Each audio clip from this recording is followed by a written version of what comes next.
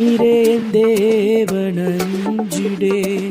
நீரே என் தேவனஞ்சிடே. உன்னதமானவரும் உயர் மறைவினில் இருக்கின்றவன், ஓ உன்னதமானவரின் உயர் மறைவினில் இருக்கின்றவன். சர்வ வல்லவர் நிழலில் தங்குவான், ஆனந்தமானந்தமே. சர்வ வல்லவரின் நிழலில் தங்குவான், ஆனந்தமானந்தமே. பூமி அனைத்திலும் உந்தன் மகிமை நிறைந்து வழிகின்றதே, ஆலயத்திலும் உந்தன் மகிமை அலை அலையாய் அசைகின்றதே. பூமி அனைத்திலும் உந்தன் மகிமை நிறைந்து வழிகின்றதே, ஆலயத்திலும் உந்தன் மகிமை அலை அலையாய் அசைகின்றதே. புதுகன மகிமைக்கு பாத்திரர், எல்லா புகழும் உமக்கு தானே. புதுகன மகிமைக்கு பாத்திரர், எல்லா புகழும் உமக்கு தானே. நீ பரிசுத்த பரிசுத்த பரிசுத்தர், எங்கள் பரலோக ராஜாவே. இந்த வானம் பூமியுள்ளோர் யாவும் உந்தன் நாமத்தை உயர்த்தட்டுமே. நீ பரிசுத்தர் பரிசுத்தர் பரிசுத்தர், எங்கள் பரலோக ராஜாவே. இந்த வானம் பூமியுள்ளோர் யாவும் உந்தன் நாமத்தை உயர்த்தட்டுமே. கல்லும் அல்ல மண்ணும் அல்ல கல்லான சிற்பம் அல்ல, ஜீவனுள்ள தேவன் வலுதானியா. கல்லும் அல்ல மண்ணும் அல்ல கல்லான சிற்பம் அல்ல, ஜீவனுள்ள தேவன் வலுதானியா. ரூபமும் உமக்கில்லை, சொரூபமும் உமக்கில்லை, ஆவியாயிருக்கின்ற ஆண்டவரே. ரூபமும் உமக்கில்லை, சொரூபமும் உமக்கில்லை, ஆவியாயிருக்கின்ற ஆண்டவரே. நீரே வழி, நீரே சத்தியம், நீரே ஜீவன், வேறு ஒரு தெய்வம் இல்லை, நீரே தேவன். நீரே வழி, நீரே சத்தியம், நீரே ஜீவன், வேறு ஒரு தெய்வம் இல்லை, நீரே தேவன். அக்கினியின் சூளையில் வெந்து வந்து போகாமல் கிருபை தாங்கினதே, என் மூடி கூட கருகாமல் புகை கூட அணுகாமல் கிருபை தாங்கினதே. அக்கினியின் சூளையில் வந்து வந்து போகாமல் கிருபை தாங்கினதே, என் மூடி கூட கருகாமல் புகை கூட அணுகாமல் கிருபை தாங்கினதே.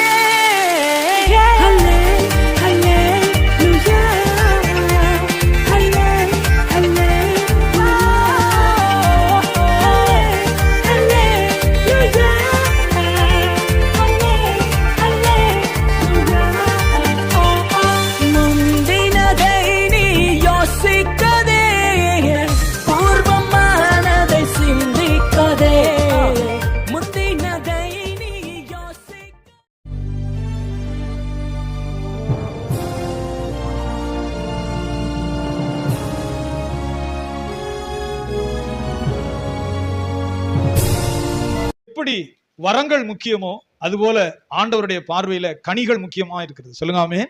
நம்ம வரங்களை பெருசா முக்கியமா நம்ம ரொம்ப முக்கியம்னு வரங்களை நாம் நினைக்கிற வேளையில வரங்களையும் பெற்றுக்கொள்ளுங்கள் என்று சொல்லுகிற ஆண்டவர் கனிகளும் முக்கியம்னு சொல்றார். சொல்லுங்க ஆமென்.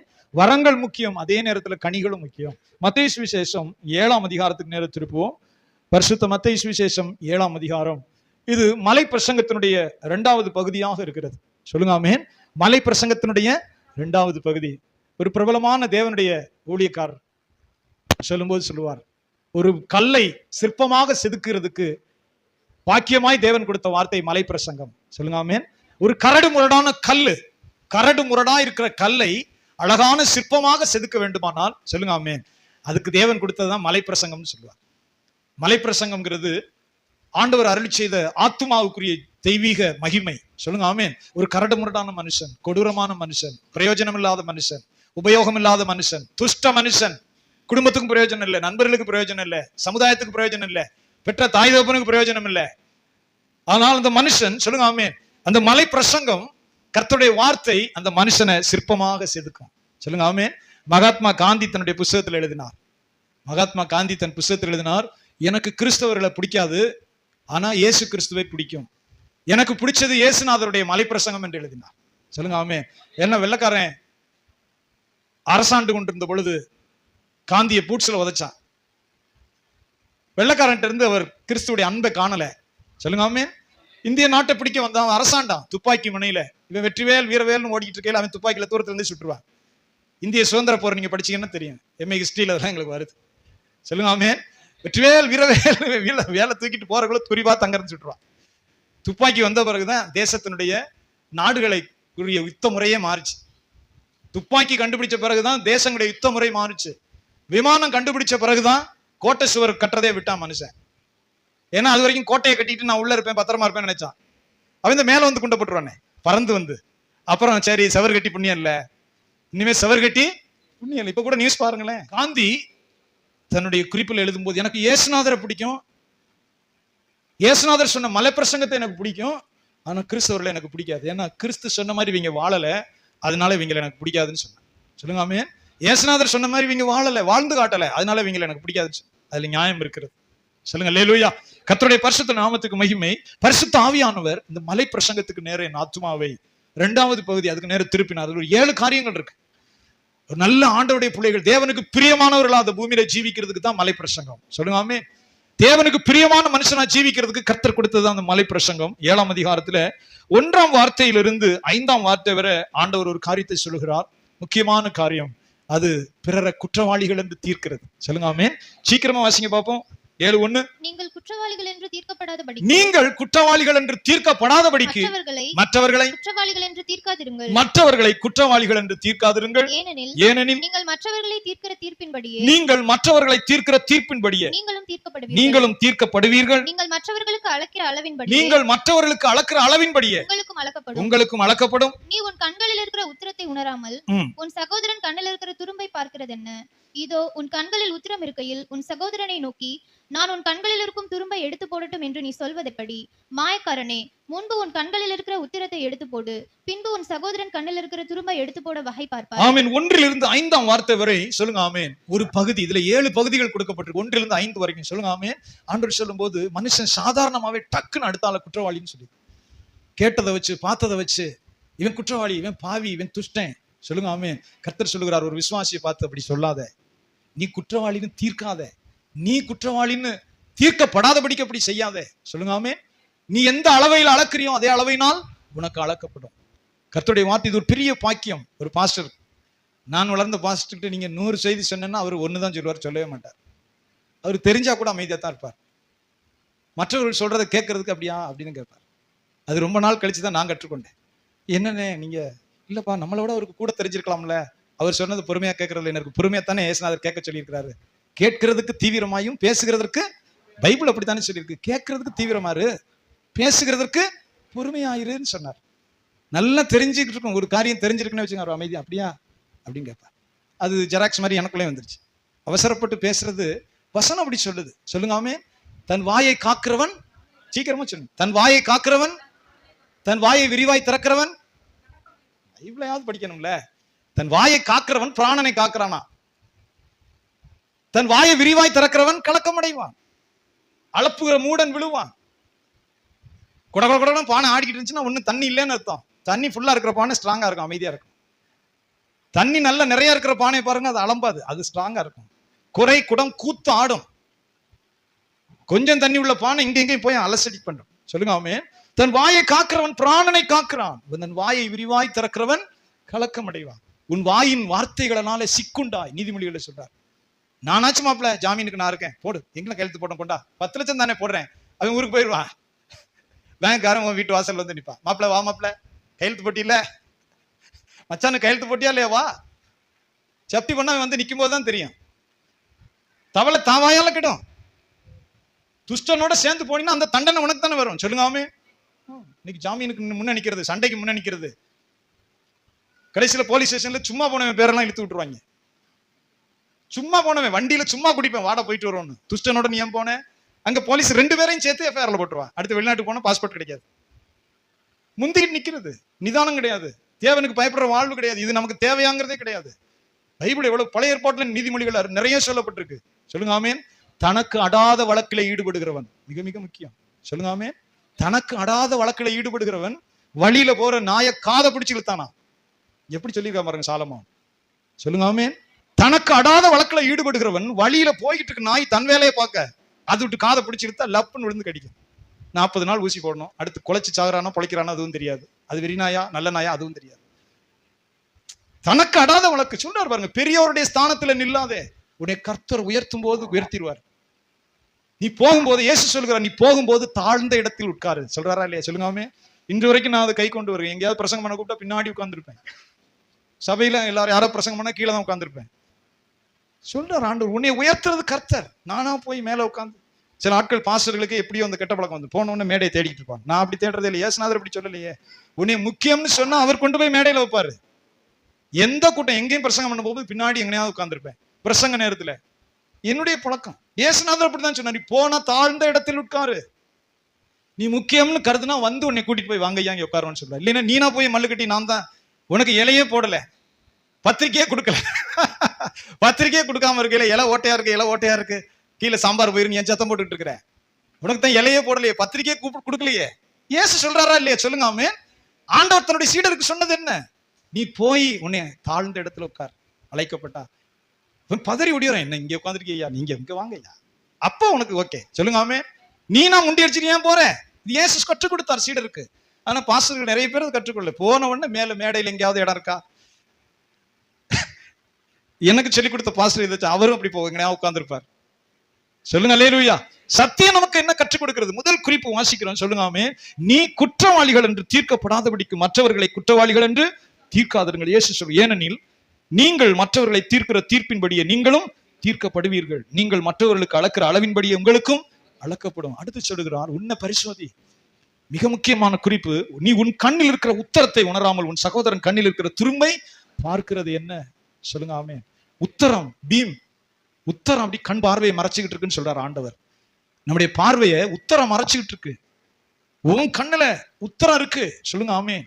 உன் கண்ணுல உத்தரம் இருக்கு, நீ அதை உணராதபடி. அதான் முக்கியமானது. ஆண்டவர் இயேசு சொல்லுங்க, அதை உணராதபடி. சொல்லுங்க ஆமென்.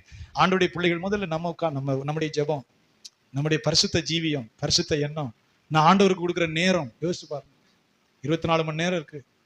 ஒரு குடும்ப ஜெபம் இருக்கா? தனி ஜெபம் இருக்கா? தேவனோடு என் உறவு எப்படி இருக்கிறது?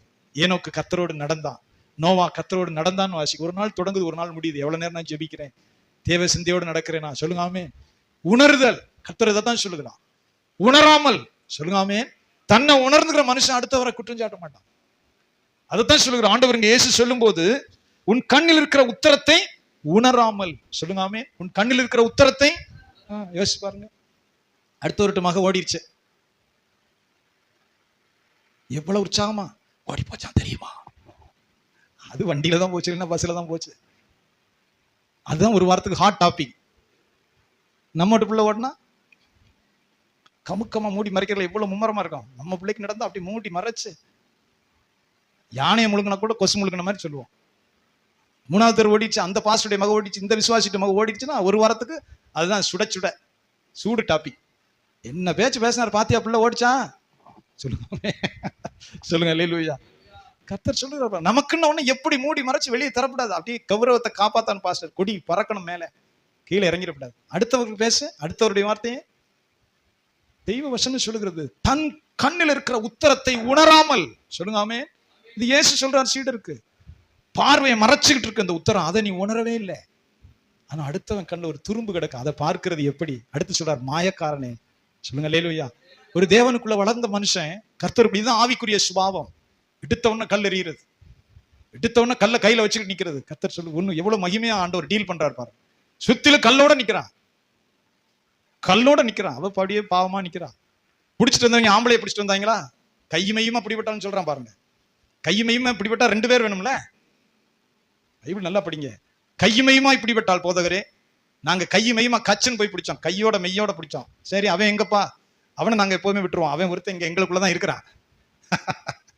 நாங்க எல்லாருமே களவாணிகள் தான், நாங்க பெண்களை மட்டும்தான் கல்லடிச்சு கொள்ளுவோம். உண்மைதானே? கையுமையுமா இப்படிப்பட்டா 2 பேர் வரணுமா இல்லையா? கையுமையுமா இப்படிப்பட்டால் விபச்சாரம் செய்யும் போது, சரி அவன் எங்க, அவனை நாங்க கொண்டு வர மாட்டோம், நாங்க எல்லாரும் திருட்டு கூட்டம் குள்ளதான் நிப்பான், அவனும் கல் வச்சுட்டு நிப்பான் எங்கேயாவது. ஆண்டவர் கேட்கிறார், ஒண்ணுமே சொல்ல, அப்படியே தரையில குனிந்து எழுதினார். சொல்லுங்க அல்லேலூயா. உன்னில பாவம் இல்லாதவன் முத கல்லேறி. பாவம் இல்லைன்னு உன் மனசு சொல்லிச்சுன்னா முத கல்லேறி, அவ்வளவுதான் விஷயம். நான் பாவம் செய்யலைங்கிறவன் முத கல்லேறி.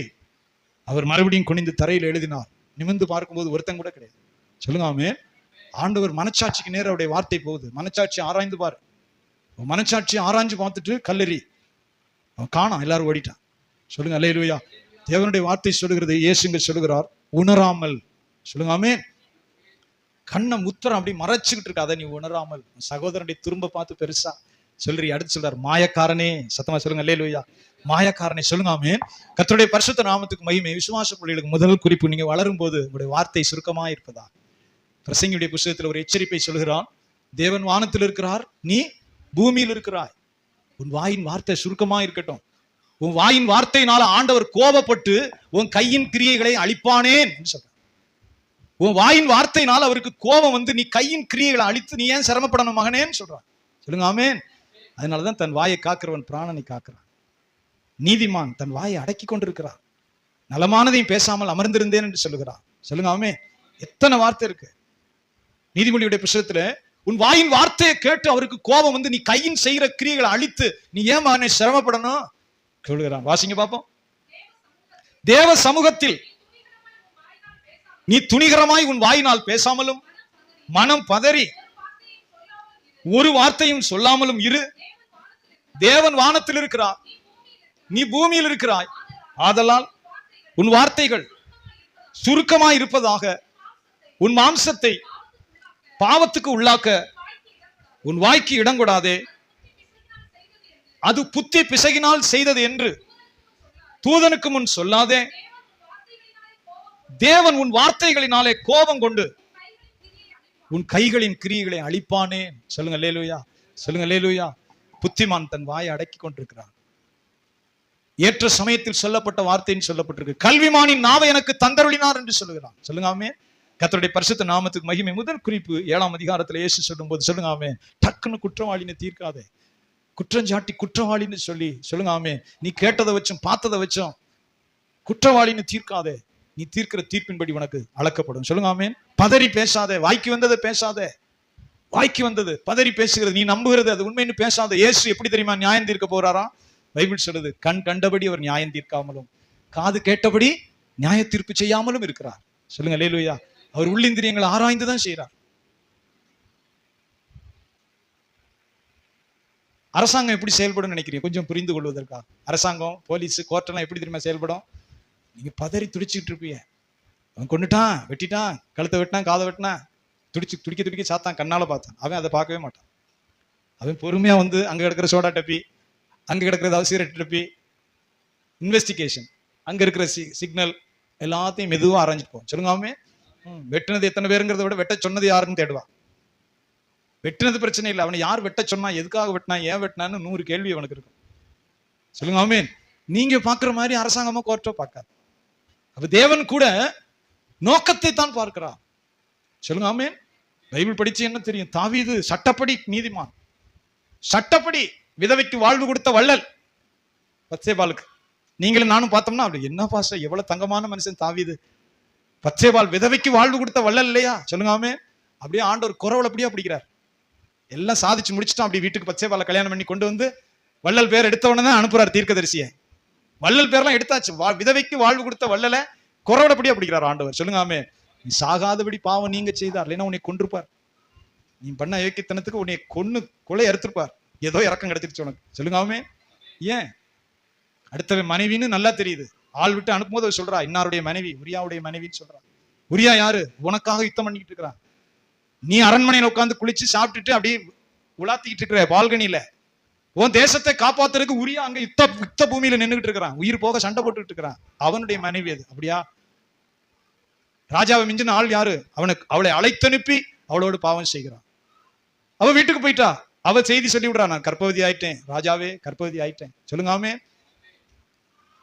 இப்ப மாதிரி கிரிமினல்ஸா இருந்தா டக்குன்னு அபார்ஷன் பண்ணியிருக்கோம். இப்ப உள்ள கிரிமினல் இருந்துச்சுன்னா அப்ப அபார்ஷன்லாம் கிடையாதுல்ல. பர்த் கண்ட்ரோல், அபார்ஷன் இதெல்லாம் கிடையாது. இப்ப கர்ப்பவதி ஆயிட்டேன் சொல்லி விட்டோன்னு தாவீதுக்கு துடிக்குது. ஆஹா, என்ன செய்யறது, இதை எப்படி மறைக்கிறது? ஒரு பொய்க்கு ரெண்டாவது பொய். கர்ப்பவதி ஆனதை என்ன செய்யறது? சரி, டக்குன்னு தபால் போடு, உரியாவை வர சொல்லு. போர் சேவன் ஓடுறான் குதிரையில, உரியாவை வர சொல்றாரு. குண்டை சொல்லுங்க ஆமென். யுத்தம் பண்ணிட்டு இருக்கிற உரியாவை வீட்டுக்கு வர சொல்லு. வீட்டுக்கு வந்தாச்சு. வந்த உடனே நைஸா சொல்லு. ராஜா அவனை கவனிச்சு, பைபிள் சொல்லுது பாருங்க, அவனை நல்லா கவனிச்சு, விசேஷமான கவனிப்பெல்லாம் கவனிச்சு, அவன் தன்னிலையை மறக்கிறதுக்கு குடி ஊத்துறான் பாருங்க. தாவீது நல்ல மனுஷன், பிற்பாடுதான் அடி வாங்கின பிறகுதான். குடி வேற அவனுக்கு. குடிச்சிட்டு பட்சணங்கள்லாம் கொடுத்துட்டு, நீ உன் வீட்டுக்கு போ. சொல்லுங்க ஆமென். எங்க போ? திடீர்னு யுத்தத்தில் இருந்தவனை வீட்டுக்கு வரச்சு. நீ எங்க போ? வீட்டுக்கு போ. எதுக்கு? நீ மனைவியோட சந்தோஷமா இரு. ஏன்னா அந்த பிள்ளைய உனக்கு பிறந்ததா நான் சொல்லிடுவேன்ல. கர்ப்பவதி ஆயிட்டா, இப்போ அவனை வர சொல்லி நீ வீட்டுக்கு போவோம். மனைவி எவ்வளவு பெரிய பாவம் பாருங்க. தாவீது பிளான் பண்றான். அவன் போக மாட்டேங்கிறான். ராஜாவே, யுத்த மனுஷர் பூரா அங்க யுத்தம் பண்ணிட்டு இருக்கிறான். யுத்த மனுஷர் பூரா வாழ்வா சாவான்னு சண்டை போட்டுட்டு இருக்கிறான். நான் என் வீட்டுக்கு போய் என் மனைவியோட சந்தோஷமா இருக்கும், நான் போக மாட்டேன். ரெண்டாவது நாள் பாக்குறான். பைபிள் சொல்லுதா இல்லையா? ரெண்டாவது நாள் பாக்குறான். அவனை நல்லா கவனிச்சு மறுபடியும் தண்ணியை ஊத்து, குடிக்க வைக்கிறாங்க. தாவீது செஞ்ச பாவம் கொஞ்சம் இல்ல. சீக்கிரமா அதை மட்டும் டக்குன்னு வசிப்பீங்களா? அப்பொழுது தாவீது உரியாவை நோக்கி இன்றைக்கும் நீ இங்கே இரு, நாளைக்கு உன்னை அனுப்பிவிடுவேன் என்றான். அப்படியே உரியா அன்றும் மறுநாள் எருசலேமில் இருந்தான். தாவீது அவனை தனக்கு முன்பாக புசித்து குடித்து ராஜ விருந்து, ராஜ சாப்பாட்டை சாப்பிடுறதுக்கு அவனை அழைத்து அவனை வெறிக்க பண்ணினான். என்ன பண்ணினானா? சத்தமாச்சு. என்ன பண்ணானா? 100 மில்லி கொடுக்கறதுக்கு பதிலா ஒரு ஃபுல் பாட்டில் ஊத்துறான். மறுபடியும் ஊத்துறான். அவன் பலசாலி, திட்டமான ஆளு உரியா, சண்டை போடுறவன், மாவீரன். அவன் அப்படி மதி மயங்க செய்யறான். அவன் ஸ்ட்ராங்கா இருக்கான். ராணுவ வீரர்கள்லாம் அங்க சாவா வாழ்வான் இருக்கும்போது, நான் என் வீட்டுக்கு போக மாட்டேன், ராஜா கூப்பிட்டதுனால வந்திருக்கேன், ராஜா கட்டளைக்கு பயந்து நான் வந்திருக்கேன் அப்படிங்கிற ராஜாவே. வாசப்படியில படுக்க வச்சு சாப்பாடு போட்டு குடிக்க வச்சிரான். வீட்டுக்கு போனா போக மாட்டேங்கிறான். முதல் நாள் யோசித்து பாருங்க. முதல் நாள் போக மாட்டேங்கிறான் நிதானத்தோட. இல்ல ஆண்டவரே, போக மாட்டேன். ராஜாவுடைய வேலைக்காரர் பூரா சாகிறதுக்காக அங்க நிக்கல, நான் என் வீட்டுக்கு போக மாட்டேன், வாசப்படியில படுத்திருக்கேன். ரெண்டாவது நாள் ஊத்துறான். தாவீது லேசப்பட்ட ஆள் நினைக்கிறீங்களா? அதனாலதான் வச்சார் வெடி. ரெண்டாவது நாள் ஊத்துறான். ராஜ விருந்து கொடுக்க கறி மீன்லாம் கொடு, கும்முன் கொடு, மறுபடியும் பாட்டில் கணக்குல ஊத்துறான். வெறி வந்து அப்படி நிலை தடுமாறும் போது வீட்டுக்கு போச்சு. காரணம் என்ன? தன் மூலமா கர்ப்பவதி ஆயிட்டா. அதை அப்படியே இவனுக்கு உண்டான மாதிரி டிரான்ஸ்பர் பண்ணி விட்டுருவோம். எவ்வளவு பெரிய முறைகேடு தேவனுக்கு முன்னாடி எவ்வளவு பெரிய பாவம். அப்படியே ஆண்டவர் அமைதியா பார்த்துட்டு இருக்கிறார். சொல்லுங்க அல்லேலூயா. சில நேரங்கள்லாம் சொல்ல முடியாது. ஆசீர்வாதமா பிரசங்கம் தொடங்கினீங்களே பாஸ்டர், வெடி வைக்கும் போது தெரியும் எவ்வளவு பெரிய பாறையும் சாஞ்சிரும். சொல்லுங்க ஆமென். ரெண்டாவது நாளும் நான் போக மாட்டேன், எவ்வளவு ஊத்தினாலும் அவன் யுத்தத்துக்கு போய் நான் என் ஆண்டவனுக்காக யுத்தம் தான் பண்ணுவேன், வீட்டுக்கு போக மாட்டேங்கிறான். அப்புறம் கல் நெஞ்சக்கார தாவீது எழுதுறான் பாருங்க தவால். தான் ஆசைப்பட்ட ஒரு மனைவிக்காக நீதிமான் உரியான்னு பைபிள் சொல்லுது. உரியா நீதிமான், ராஜாவுக்கு உயிரை கொடுக்கிறவன், தேவனுக்காக நிக்கிறவன், பலசாலி, பராக்கிரமசாலி. சொல்லுங்க ஆமென். எழுதுறான் தபால. பயங்கரமா சண்டை நடக்கிற இடத்துல இவனை நிறுத்து, தப்ப மாட்டாங்கிற இடத்துல இவனை நிறுத்திடு. பயங்கரமா பட்டயம் உருகிற இடம், பயங்கரமா சண்டை நடத்துல கொண்டு இவனை நிறுத்திடு. சாகட்டும். செத்தவன மறுபடியும் தபால் வரும், செத்து போயிட்டான்னு. மனைவி இளவு கொண்டாடிடுவா. என் வீட்டுக்காரன் செத்து போயிட்டானேன்னு அழுது, விதவையாயிட்டேன்னு அழுவா. அப்புறம் நான் நல்ல பிள்ளையா போய் எனக்கு பிடிச்ச அவளை வீட்டுக்கு கொண்டு வந்து நான் மனைவி ஆக்கி சந்தோஷமா வாழ்வேன். சொல்லுங்க ஆமென். வச்சாரு வெடி ஆண்டவர். ஆண்டவர் சொல்ற அந்த தண்டனையை பார்த்தீங்கன்னா, நீ உயிரோடு இருக்கும்போது உன் பிள்ளை பூரா சாகுங்கிறார். நீ உயிரோடு இருப்ப, நீ பெத்த பிள்ளை பூரா வரிசையா செத்துக்கிட்டு இருக்குங்கிறார். உன் வீட்டை பட்டயம் தொடரும். உரியாவை கொன்னீல, நீதிமான் உரியாவை. தேசத்துக்கும் ராஜாவுக்கும் குடும்பத்துக்கும் உண்மையா இருந்த ஒரு பரிசுத்தவான் நீதிமான் உரியாவை சாட்சியா இல்லையா? நீ உயிரோடு இருப்ப, உன் பிள்ளைய பூரா வரிசையா செத்துக்கிட்டு இருக்கும். அலறுவ. கெவினி வாசல்ல இருந்து அலறி கொண்டிருந்தான்னு பேசணும்னு சொல்லுது. தாவீது கெவினி வாசல்ல உட்காந்து அலறுனானா, என் மகனாகி அப்சலோமே. சொல்லுங்க ஆமென். ஏப்பா உரியா சாகும்போது உனக்கு என்னாச்சு? இனிச்சிச்சோ? யாரோ ஒருத்தன் உரியா சாகும்போது இளவு கொண்டாடினாலே அவன் மனைவி, அப்போ உனக்கு கவலை இல்ல? வரிசையா பிள்ளைகள் சாகும்னு சொன்னார். ஒரே மகளை கற்பழிக்கிறான் சகோதரனே, நீங்காத தீர்ப்பு செய்யறார். ஒரே மகள் கற்பழித்து விடுறான், சகோதரனே கற்பழிக்கிறான். நடக்குதா நடக்கலையா? தேவனுடைய திராசு எப்படி மாறுமா? நியாய தீர்ப்பு செய்கிற ஆண்டவர் மனுஷனுக்கு அட்ஜஸ்ட் பண்ணிட்டு போயிட்டு இருப்பாரா? சொல்லுங்க ஆமென். அவர்கிட்ட அட்ஜஸ்ட்மெண்ட்லாம் கிடையாது. தாவீதுக்கு எழுதின தீர்ப்பு அப்படியே தாங்க முடியாத தீர்ப்பு. அதை விட சொல்றாரு, நீ சூரியனிடத்துல மறைச்சு செஞ்ச, யாருமே என்னை பார்க்கலன்னு சொல்லி சூரியனுக்கு மறைவா செஞ்ச பிறனுடைய மனைவியோட, உரியாவுடைய மனைவியோட. நான் என்ன செய்ய போறேன் தெரியுமா? சூரிய வெளிச்சத்துல செய்ய போறேன். தாவீதா அவன் குடும்பத்தை காரி துப்பும் இஸ்ரவேல் ஜனம். தாவீதுக்கு ராஜாவுக்கு மனைவியா இருந்த எல்லாரோடையும், ஓ மகனே தப்பா, நான் சூரிய மறைவுல நீ செஞ்சதை சூரிய வெளிச்சத்திலே நான் செய்விப்பேன், நீ தேவனுக்கு பயப்படாதனால. சொல்லுங்க அல்லேலூயா. அதுதான் கர்த்தர் சொன்னார். நீ கேட்டிருந்தா இன்னும் உனக்கு தந்திருப்பேன்னு சொன்னார். அது பழைய ஏற்பாட்டு காலம், புதிய ஏற்பாட்டுல இல்ல. கல்யாணம் ஆன ஆளுக்கு கல்யாணம் ஆகுற மாதிரி சொப்பனம் வந்தாவே பாவம். சொல்லுங்க அல்லேலூயா. கல்யாணம் ஆகி முடிஞ்ச ஆளுக்கு, புதிய ஏற்பாட்டுல சொல்றேன், திருமணம் ஆகி முடிஞ்ச ஆளுக்கு பொண்ணு பார்க்க போற மாதிரி ஒரு சொப்பனம் வந்தாவே என்னது சொல்லுங்க? பேயி, நரக பேயி. கல்யாணம் ஆகி முடிஞ்சிருச்சு, உனக்கு பொண்ணு பார்க்க போற மாதிரி, கல்யாணத்துல போய் மாப்பிள்ளை வேஷம் போடுற மாதிரி சொப்பனம் வந்தாவே பேயி. புதிய ஏற்பாட்டுல கேக்குதா? சொல்லுங்க ஆமே. பழைய ஏற்பாட்டுல தாவீதிடத்துல ஆண்டவர் சொல்லுகிறா, நீ இன்னும் கேட்டிருந்தா உனக்கு நான் தந்திருப்பேன். சொல்லுங்க ஆமே. நீ ராஜா, நீ விரும்பினா ஒரு கன்னிகை பெண்ணை விரும்பி திருமணம் செய்திருக்கலாம் பரிசம் கொடுத்து, அது தடை இல்லை. ஆனா என்னுடைய பார்வைக்கு கர்த்தருடைய சத்துருக்கள் தூசிக்க நீ நடந்த. கர்த்தருடைய சத்துருக்கள் என்ன செய்தார்கள்? பரிசுத்தமுள்ள ஆண்டவராமல தாவீதை வச்சு அவர் மல்லு கட்டிட்டு இருக்கிறாரு. தாவீது நாற்றம் அடித்த தாவீதை என்ன ராஜாவா வச்சுக்கிட்டு இருக்கிறாரு? தாவீது குடும்பத்தினுடைய யோக்கியம் நமக்கு தெரியுமா தெரியாதா? தாவீது போன வழி தெரியுமா தெரியாதா? சங்கீதம் பாடிக்கிட்டு இருக்கிறான். தாவீதுடைய வாழ்க்கை வெளியே தெரியுமா தெரியாதா? இஸ்ரவேல் மக்கள் காரி துப்புது. கர்த்தருடைய சத்துருக்கள் தூசிக்க நீ காரணமா இருந்த. சொல்லுங்க ஆமே. கர்த்தருடைய பரிசுத்த நாமம் தூசிக்க காரணமா இருந்த. ஆகவே இந்த தீர்ப்பு எழுதுறேங்கிறார். சொல்லுங்க, வாசித்து பாருங்க. சொல்லுங்க அல்லேலூயா. சத்தமா சொல்லுங்க ஆமே. இந்த வார்த்தை ஆண்டவர் சொல்லுகிறார். நீ உணர்ந்து கொள்ளும் போது, சொல்லுங்க ஆமே, நாம் கர்த்தருடைய பாதத்துல நம்மை உணரணும். நம்முடைய ஜீவியத்தை உணரும் போது தேவனுடைய ஆசீர்வாதங்கள் மறுபடியும் வெளிப்படும். இரண்டாவது ஒரு குறிப்பு வாசிக்க போறோம். மத்தேயு சுவிசேஷம் 7ஆம் அதிகாரம் 7ஆம் வார்த்தையிலிருந்து ஸ்தோத்திரம் 11ஆம் வார்த்தை வரை.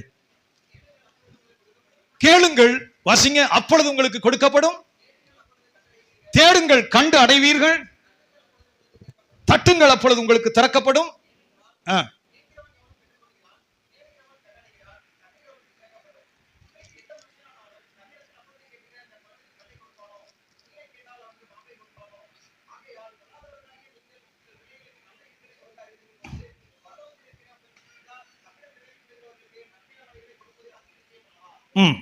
12 வாசிங்க.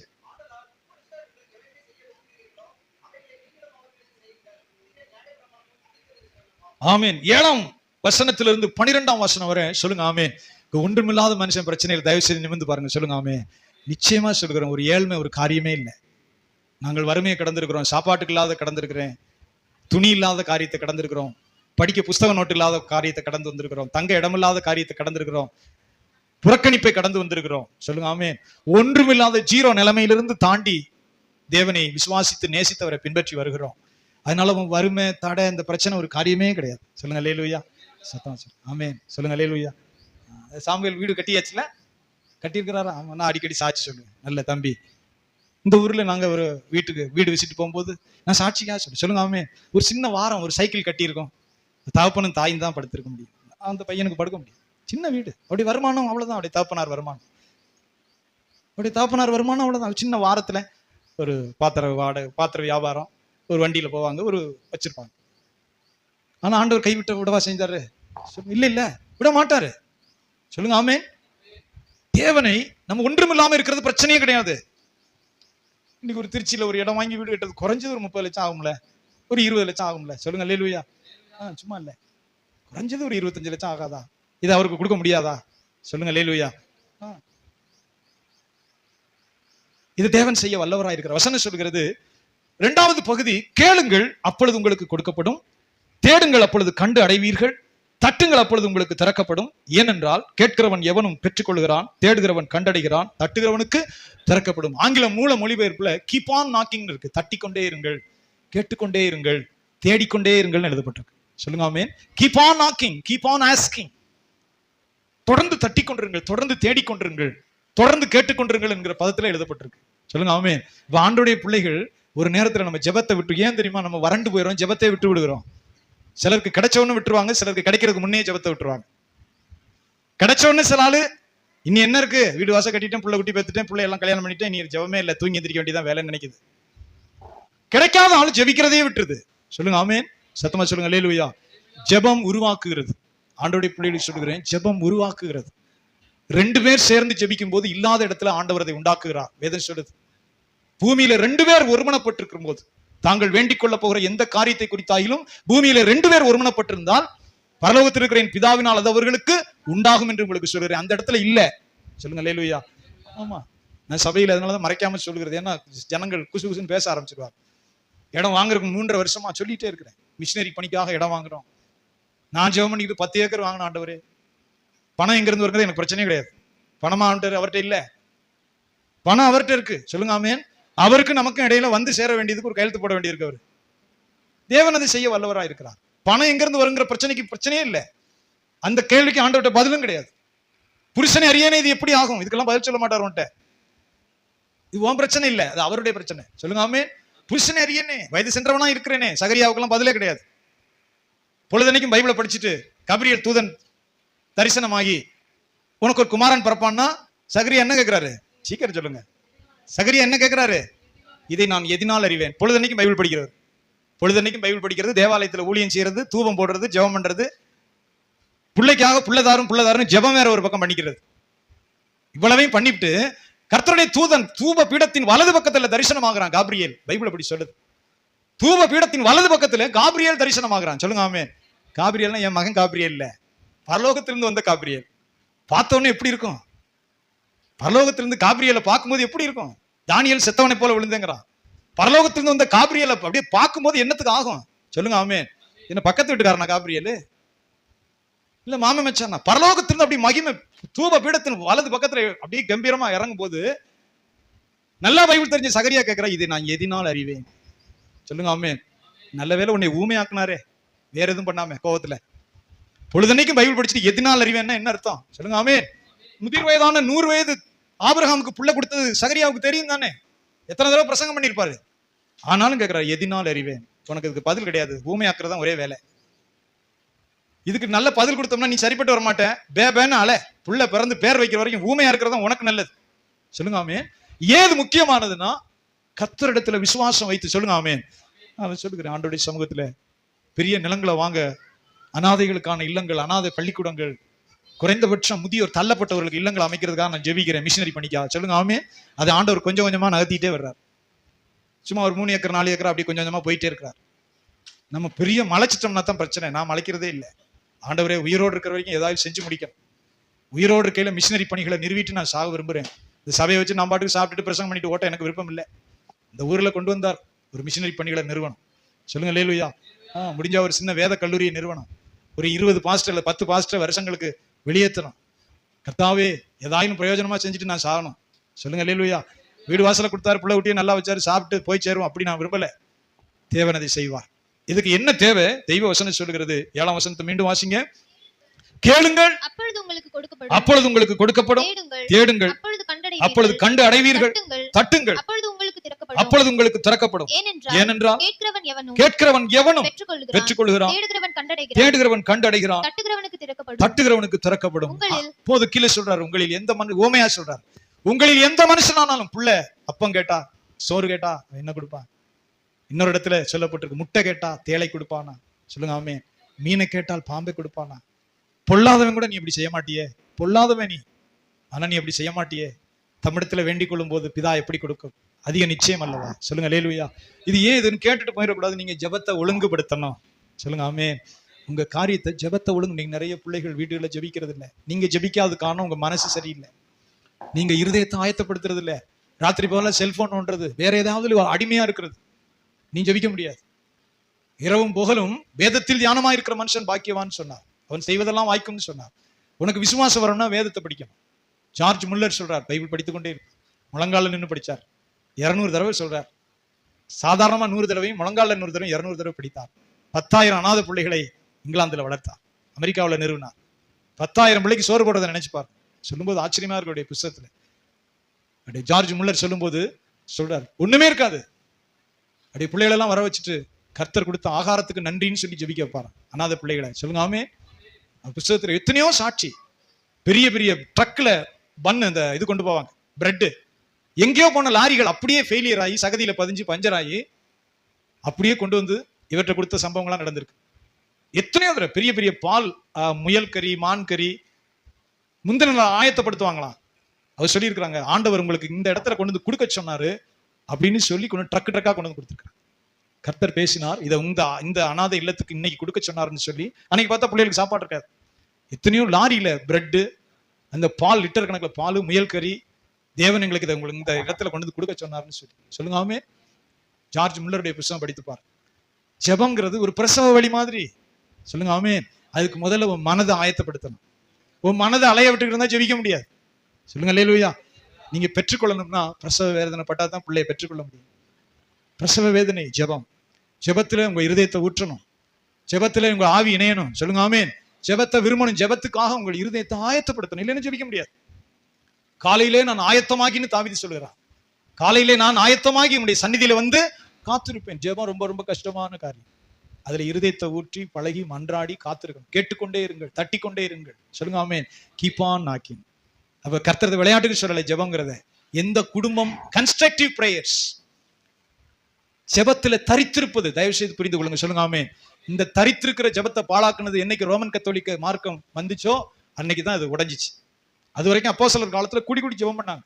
அப்போஸ்தலர் காலத்துக்கு பிறகு சபையின் முற்பிதாக்களுடைய காலம், ஏர்லி சர்ச் ஃபாதர்ஸ், சபையின் முற்பதாக்களின் காலம். அவங்க பேர் தான் அம்புரோஸ், செபஸ்டியன். யாருக்குமே தெரியறது இல்ல. அம்புரோஸ், செபஸ்டியான், இன்னும் என்னென்னமோ பேர் இருக்கு.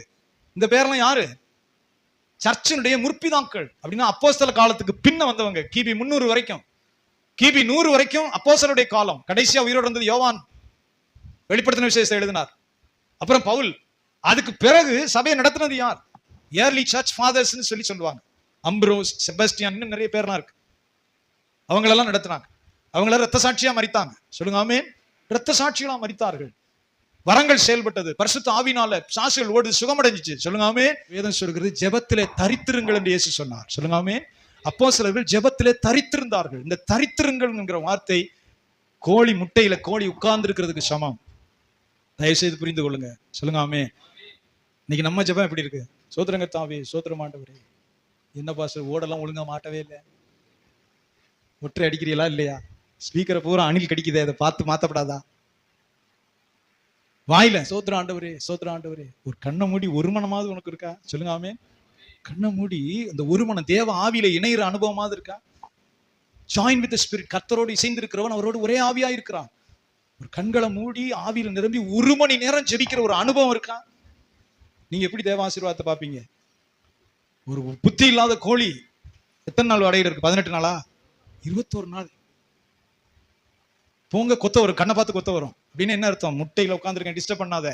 குஞ்சை உண்டாக்கிட்டு இருக்கேன், எனக்கு வந்து டிஸ்டர்ப் பண்ணாதேன்னு சொல்லுது. முட்டை மேல உட்காந்து ஒண்ணுமில்லாத முட்டையை குஞ்சுகளா உருவாக்கிட்டு இருக்கிறேன், கிட்ட வராத, சீருது. சொல்லுங்க ஆமேன். ஆனா தேவன் இவ்வளவு பெரிய வார்த்தையை நமக்கு கொடுத்தார். நமக்கு காத்திருந்தும் ஜெபிக்க தெரியல, தரித்திருக்கவும் தெரியல. பைபிள் சொல்லுகிறது அவர்கள் ஒருமனப்பட்டவர்களாய் ஜெபத்திலே தரித்திருந்தார்கள். சொல்லுங்க ஆமேன். தயவு செய்து நேரம் இல்லை அப்படின்னா போய் சொல்லாதீங்க. நான் இரவு நேரத்தில் உட்காந்து ஜெபித்தேன், பகல்ல முடியலையா? ஒரு மணி நேரம். சொல்லுங்க ஆமேன். கண்ணீரோடு காத்திருந்து போராடி ஜெபிங்க. சொல்லுங்க அல்லேலூயா. உங்களுடைய ஜெபம் நிச்சயமா உருவாக்கும். ஜெபம் நிச்சயமா உருவாக்கும். ஒரு புது காரியத்தை தொடங்குவார் ஆண்டவர். சொல்லுங்க அல்லேலூயா.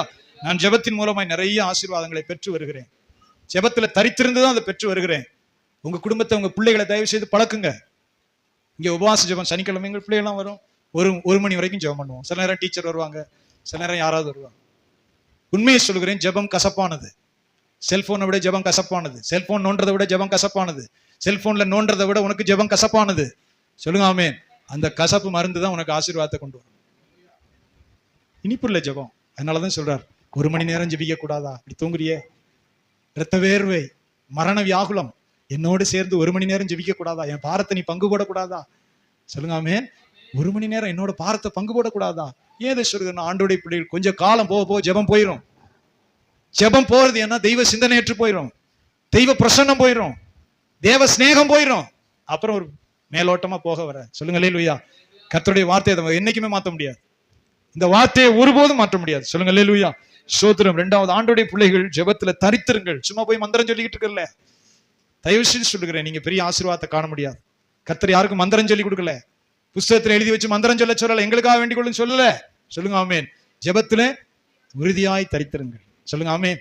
ஜெபத்துல உறுதியாய். ஒரு கோழியை பாற்று 21 நாள் பெரிய ஆச்சரியமா நேத்து ஒரு கணக்கு போட்டு முடிச்சிருவோம் கொஞ்ச நேரத்துல. எங்களோட கோழி திடீர்னு காணாம போயிடும். என் மனைவி சொன்ன, என்ன இந்த கோழியை காணா தெரியலையே, பார்த்தா 14 குஞ்சு கூட்டிட்டு வருது நேத்து. 14 நான் எனக்கு உள்ள சந்தேகம் என்னன்னா, இந்த 14 முட்டையை ஒவ்வொரு நாளா தான் இட்டிருக்கோம். என்ன 2 இடாது கோழி ஒவ்வொன்றா இட்டிருக்கு 14. அந்த 14 முட்டையிலையும் போய் அடுத்து 18 நாள் அடக்காக்கணும். 18 நாளா 21 நாளா 21 நாள் அடக்காக்கணும். அப்ப அந்த 14 பிளஸ் 21 கூட்டிக்கிறோம், நாளை கூட்டுறோம். எனக்கு உள்ள சந்தேகம் என்னன்னா, முதல் நாள் பிரிச்ச முட்டைக்கும் இந்த 14வது நாள் பிரிச்ச முட்டையும் எப்படி ஒரே மாதிரி குஞ்சு பொரிச்சு, இன்னமே எனக்கு விட தெரியல. முதல் நாள் ஒரு முட்டை பிட்டுருச்சு, 14 நாள் கழிச்சு ஒரு முட்டை இருக்கு. இப்ப இந்த மொத்தமா சேர்த்து அவ்வளவு குஞ்சும் எப்படி பிறக்குது? விட்டுட்டு வந்துருதுதான். ஒவ்வொரு நாளா போய் இட்டுக்கலப்பா, கடைசி நாள் தான் போய் அடக்காக்குதுன்னு சொல்றேன். சரி, எப்படியோ நடந்துருச்சு. 14 நாள்ல முட்டை இட்டுட்டு அதுக்கு பிறகு 21 நாள் உட்கார்ந்து 14 குஞ்சு கூட்டிட்டு இது மாதிரி 2 தடவை வந்துருச்சு. சத்தமா சொல்லுங்க அல்லேலூயா. எனக்கு நான் ஏன் இதை சொல்லுகிறேன்னா, அதுக்கு தெரியுது பாருங்க. பத்திரமா உட்கார்ந்து சொல்லுங்க ஆமேன். தயவு செய்து மனதில் வைங்க, உறுதியாய் தரித்திருங்கள். சொல்லுங்க ஆமேன். ஜெபங்கிறது போய் ஆண்டவரே சோத்திரம், என் கஷ்டத்தை பாருங்க, கண்ணீரை பாருங்க, சிரமத்தை பாருங்க, கடனை பாருங்க. ஆண்டவரே ஏசப்பா எல்லாம் உங்க பார்த்துருக்கீங்க, கோடான கோடி சோத்திரம் ஆண்டவரே. ஒரே வார்த்தையில எவ்வளவு பெரிய ஏமாத்து வேலை. நிறைய ஏமாத்து வேலை பார்க்கிறோம், நமக்கு தெரியல. கர்த்தாவே உமக்கு கோடி சோத்திரம் ஆண்டவரே. நம்ம கையில 1 ரூபாய் கொடுத்துட்டு கோடி ரூபாய் வச்சுக்கன்னு சொன்னா எப்படி இருக்கும்? கையில கொடுத்தது 10 ரூபா, கோடி ரூபாய் அதை நினைச்சுக்க, கைய காலா நினைச்சுக்கன்னு சொன்னா அவன் எவ்வளவு பெரிய ஏமாத்துக்காரன்.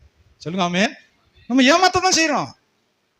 எல்லாம் நமக்கு நேரம் கிடையாது, போய் காத்திருந்து சோத்திரம் பண்ணி காத்திருக்கிற நேரம் கிடையாது, தரித்திருக்க நேரம் கிடையாது, தெய்வ சமூகத்துல நேரம் செலவிட்டு கடவுளுடைய பிரசன்னத்தை உணரவும் விருப்பம் கிடையாது.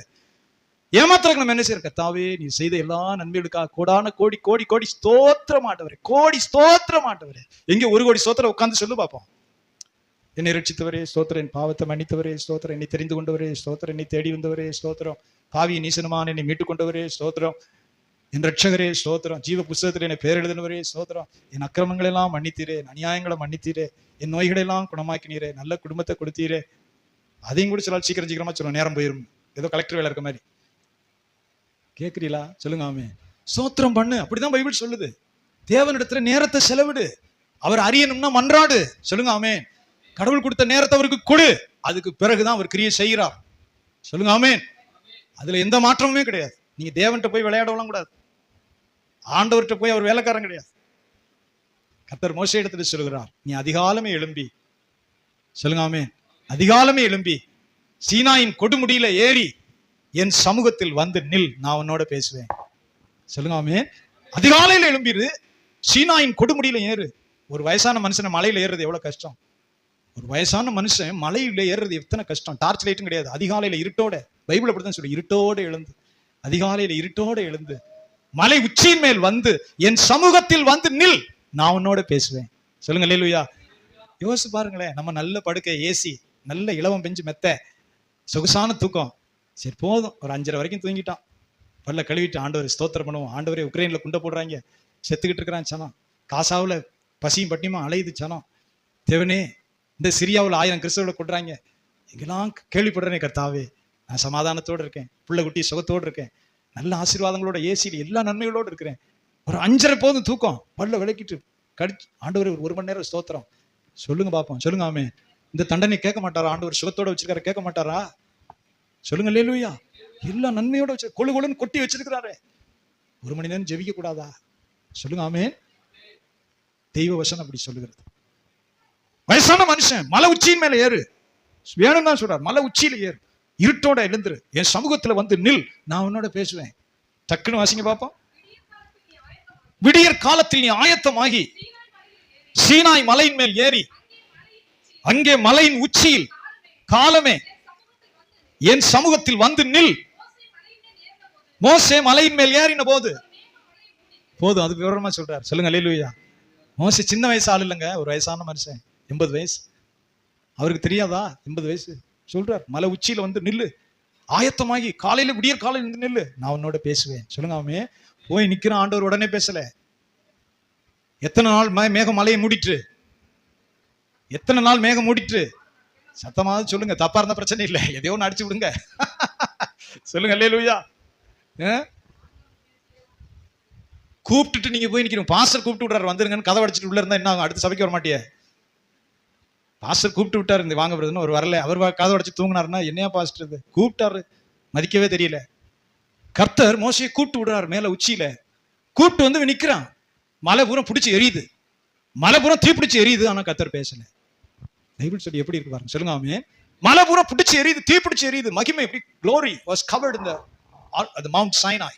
சீனாய் மலை பிடிச்சி எரியுது, மோசே போய் கூப்பிட்டாரேன்னு போய் நிக்கிறான். தேவன் அமைதியா இருந்தார், அது பெரியது.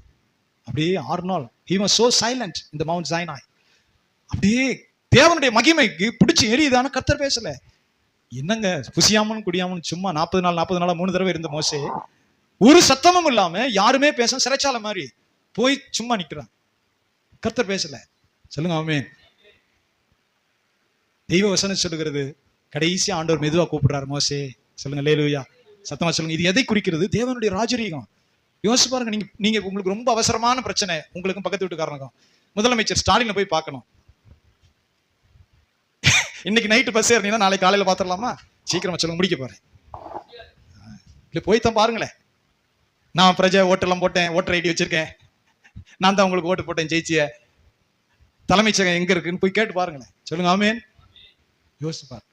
ஒரு அற்ப மனுஷன் தான், அதிகாரத்தில் இருக்க மனுஷன் பார்க்க முடியாது, அப்பாயின்மெண்ட் கொடுத்தா தான் பார்க்க முடியும்.